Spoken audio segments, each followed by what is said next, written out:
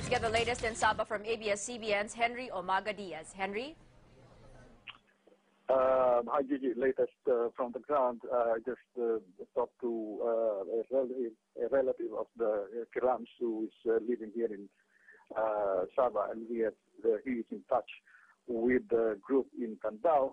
And sabi niya, as of now, the firefight has subsided. Pero yung grupo ni Rajamunda Kiram suffered 4 men wounded. Pero he is clarifying na walang casualty sa kanilang hanay, pero hindi nila alam doon sa grupo ng Malaysian forces, no? Apparently nag-umpisa kanina yung firefight, pero ngayon single shots na lang ang naririnig mula doon sa area. Apparently medyo nag-subside na yung firefight at umatras yung magkabilang panig.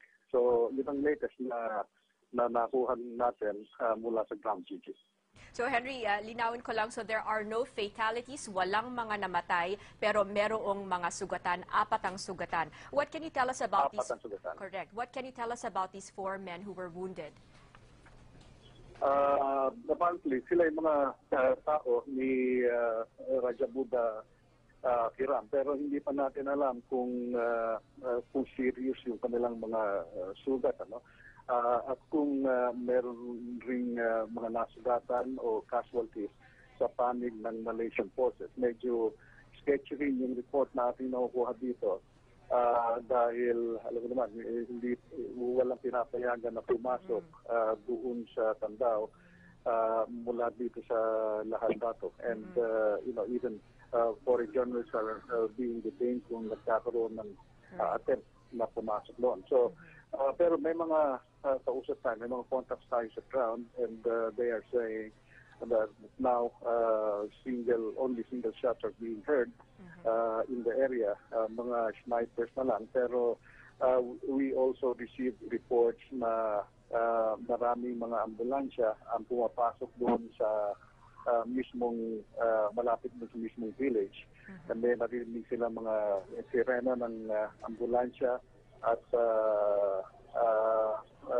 nagsusundo ng mga tao. Pero wala pa tayong detalye tungkol dito. Ang alam natin so far is may mga ambulansya na pumasok doon sa lugar kung saan nangyari yung firefight.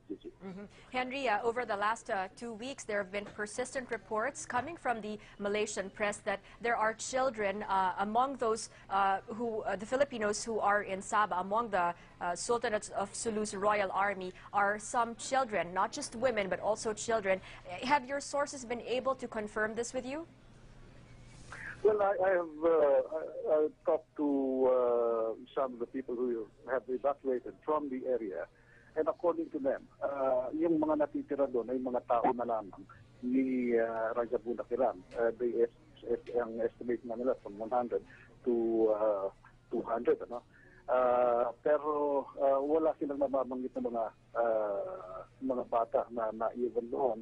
Ang sabi nila, ang naiwan na lamang doon na mismo taga-village ay isang matanda na may sakit na kaya hindi nila mabuhat nung sila ay nag-evacuate. No?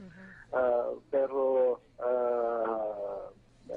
yung informasyon binibigay sa akin nila ay wala nang nakitirang ibang mga taga-village doon at puro tao na lamang nakitira. Wala silang nabanggit na mga bata. And Henry, do you know if there are any, is there from the Philippine Embassy or si Undersecretary Brillantes who flew to Malaysia for this? Is he on site or is he at least on the way to Sabah?